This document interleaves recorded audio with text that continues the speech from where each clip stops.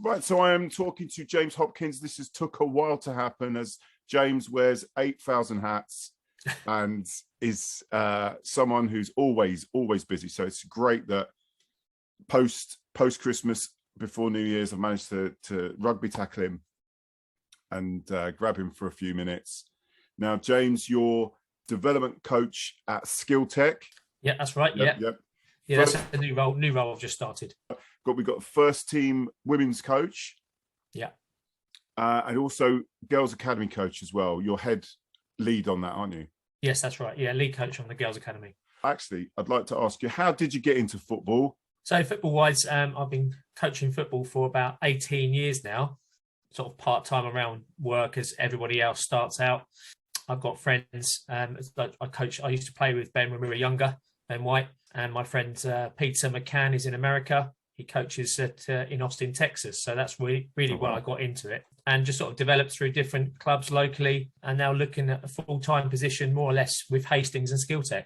You mentioned SkillTech there. For people that don't know, SkillTech signed a contract with Hastings till, I think it's like 2023-ish. Is it 2023? Yeah, that's right. Yeah. So literally it is a academy. I mean, how many coaches is it again? Coaching staff wise, in the girls coaching staff wise, I believe we've got about 10 of us, and the boys coaching staff wise, there's easily about 15, 20 of us. Wow. But I mainly focus on the girls side. SkillTech's been going, am I wrong, about 9 years? Is it 9, it's about 9 or 10 years SkillTech's been going. And obviously they developed the college program for Hastings United Football Club.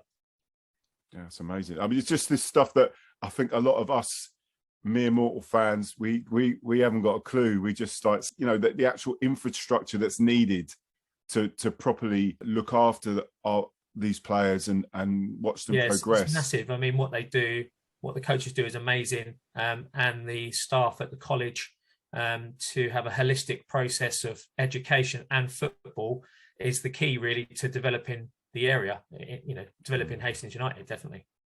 Well, and as we have seen those fruits with the men's team, that we have players that have come through that system are progressing now. I mean, so Tom Chalmers, England captain. I mean, amazing. Yeah, it's incredible. Obviously, we've had lots of people coming through, lots of exciting times. Now you're going to be there for developing the women's team. You've also got the girls academy. So yeah, girls academy football. So with regards to first team coach role, I see the girls academy lead coach role as well as the first team role as a combination of the two. So in order to get the women's first team to the women's championship, which is the aim of the football club, we need to develop a very, very solid girls academy so that local players can come through from under 7, under 11, 13 and 15 into the development squad, and then into the first team. So that is sustainable, and that's the plan, and that's what we're working on. Yeah. So in terms of, because I've had a cheeky little conversation with Rebecca yesterday, because she came on the roundtable, and she was saying that Hoppo is trying to get us to train twice a week. So currently you do once a week with the women's team. Yeah. And as we take those steps up, I'm sure that there'll be more. The women's team will be more available for you to kind of put your coaching skills through them. We need twice a week, without a doubt. It's definite.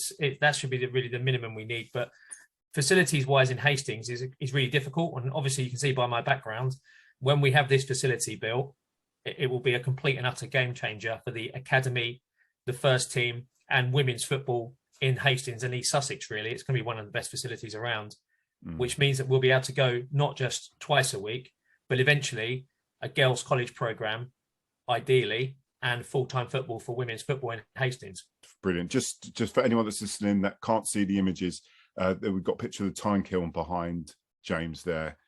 Fingers crossed. I mean, fingers crossed. Everything crossed. Legs, hands, everything. In terms of that, just going off on a side, because I know that it's been delayed in terms of what's happening with the council decision and everything.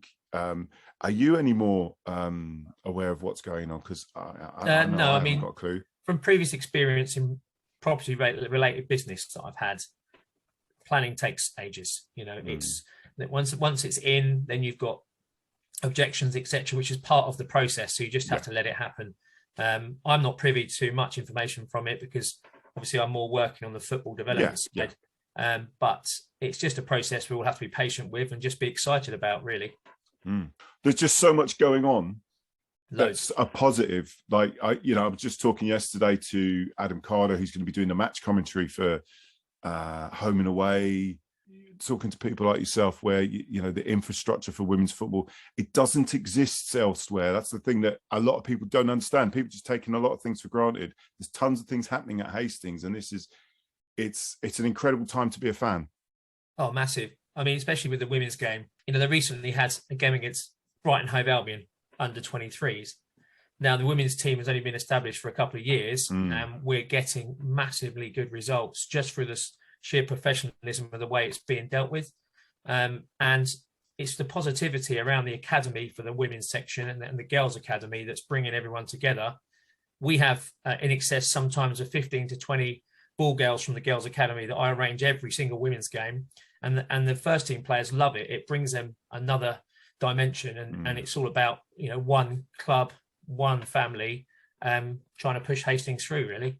Yeah. Again, you've got to pinch yourself sometimes. You'll go to other clubs, and even this season where I've been going to the men's team, you'll go and like there's no infrastructure for any women's teams. There's hardly anything for the men's teams. Hardly anyone turns up for some of these games, and then you just come here and there's just so much happening.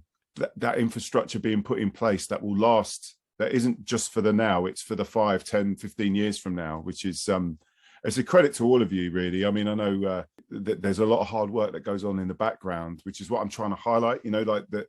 There's all this stuff going on. It's difficult to highlight everything because things are developing on a rapid basis all the time. I can see in the next sort of 4 to 5 years' time, it's going to be a completely different situation. The men's team are going to be promoted, hopefully a couple of leagues. The women's team are... I'll quote you on that, James, thank you. The women's team are looking to get to the National League within the next 2 years, and it's just everyone keeping the momentum, keeping the faith, and everyone being positive. That's the main thing. If everyone stays positive and looks forward, there's no limit, really, and that's how it works, in my view. Yeah. But anyway, we've kind of gone off. I want to talk about you now. So the setup is Billy Wood is the man that picks the team manager. Yeah. And you're his first team coach, yeah? Yeah, that's correct. So is he a bit of a kind of Ranieri, Tinkerman, sort of, in your ear a lot? Or does he just, like even when the girls are training, is he, or do you just tell him like, Billy, this is my domain now, mate? We work well together at the end of the day because we also... Billy's involved with the academy as well. So he's, as CEO of the football club, he cares about everything that's going on. So, I'll see him on the Sunday morning with the under 11s girls, and then we'll both go to the first team game.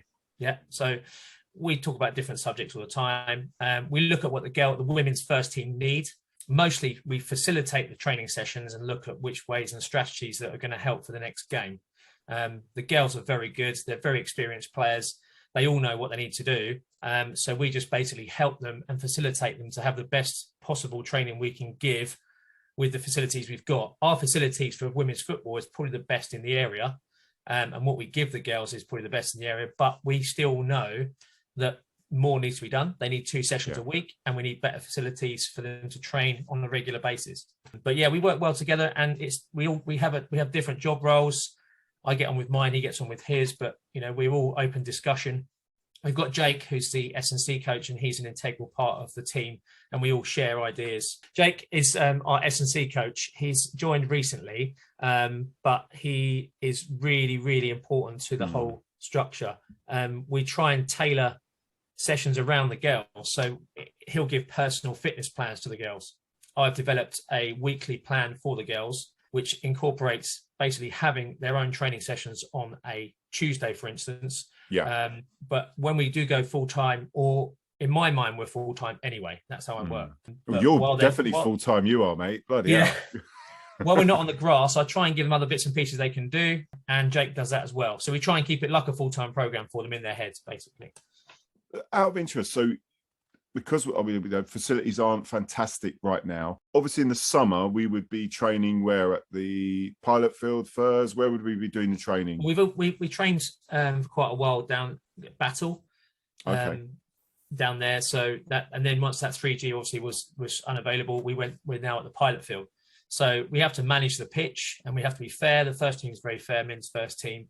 We use the surrounding of the pitch, but we do whatever we can to get the best out of it. Ideally, we need to have a regular training facility, as I keep going on about behind me. But yeah, we do our best on that, really. Yeah, and so winter time. Yeah, where would you mostly be looking? on the pilot field. It's going to be floodlights. Yeah. So you haven't got like a groundsman with a pitchfork chasing you around at all, keeping fitness up? No. He isn't. Simon isn't after you, you know. I leave that up to Billy, to be fair. Yeah. Lock Simon in a cupboard. I'll put my hat on and just keep my head down. Yeah. So that's your work with the first team. Yeah. So the Girls Academy, kind of a newish initiative. Yeah. Talk a little bit about it and how any parents can get their children involved. Well, basically, the Hastings United Girls Academy was established just over a year ago now. We've got under 7s, under 9s together, under 11s, under 13s, and under 15s, and a development team. With women's football, you can dual band, which means that they can play up a year if needed, because that's how the FA have structured it. What we're looking for is new players. Any new players that want to come through for this year coming through, they can go onto the website of hastingsunited.com and then go on the academy section. There's a sign up section there. Oh, brilliant. We train, try and train as much as possible. So if they haven't got a game on Sunday, we do a training session, pitch permitting. Tonight, I've got a training session with the under 11s, and we've also got fixtures coming up for them straight away in the new year, hopefully. We do also try and get a friendly program in for the younger age groups, because the way that women's football is set up, there's only really one league in the whole of Sussex for girls and women's football. And we don't really want our 6-7-year-olds travelling to Brighton for a game on a Sunday. So we try and sort of get our teams to play friendly games with local clubs. But I'm sure that will get better as there more teams come out, really. And that's how it's structured. We are trying to we've got some of our 15s and our 13s are brilliant. Our under 11s age group's getting really, really strong. And we're just trying to implement a DNA for the girls that mirrors the first team. And with women's football as well as boys football, it's all about the fundamentals for me, learning how to enjoy the game and have fun, which then will take you on further at the end of the day. James, up to recently, it was a bit of a moan that Rebecca had at us yesterday. Women's games have been very well attended, but I think a little bit because of the COVID scare, they've kind of gone down a little bit, and a little bit of the change of the weather. There's a lot of wimps out there. Any shout out to the fans that have been coming along, particularly to the women's games, but to the whole crowd in general, really? Yeah, I mean, for the women's games, the crowd has been awesome. If you look at most women's football teams in our area, in East Sussex, they're not getting the crowds we're getting. You know, some of the games have had excess of 250, 300 supporters coming down to support us. You can't blame people for not wanting to come out in poor weather. That's just the way it is. And you've got to look at the support base coming on a Saturday as well as a Sunday. You've got to look at the dedication of that, which is brilliant at Hastings United. But any support we can get is awesome. I believe getting the academy girls in to be part of the experience as ball girls will obviously generate a lot more support from parents, etc., and getting them down and feeling part of the club, being on the pitch. We've had games before the first team matches on the pitch of our under 7s. They love the experience, and that's all part of the support experience, in my view. That's what they do at professional clubs before a game, and that's what we're looking at doing at Hastings, really, getting everyone to work together and come together. Yeah, I mean, it's great. I've been seeing it in the men's games and in some of the women's games I've been to. When you see those little kids and they look in their eyes, they're enjoying it, they're loving being there. They love it. I mean, when I do an under 11 session, I'm now in a position where the girls will come down and watch the first team. I'm doing a session like I did last week with the under 11s, and I'm explaining that we do this with the first team. So I do this with the first team on Wednesday, and I'm doing it with you as an under 11. And the engagement is so much more prominent because they know and they relate to Ralph and Sophie and the other girls. and they're excited about it. Yeah, who's your best player? Oh, that one and that one. Now this is Hastings, and they're looking at the first team as their idols, which is what we're trying to accomplish, really. I mean, and it's incredible because, as you've said, it's only been going not even 2 years now. Not even, no, yeah, way less than that. And you know, the progress that's already been made. James, thank you for this little catch up. Thank you, James. Have a lovely New Year's, and cheers, I'll see you at the game. Yeah, I'm going to be there on the 1st. Lovely. 3 points as well. Take care. Cheers. Thanks, mate.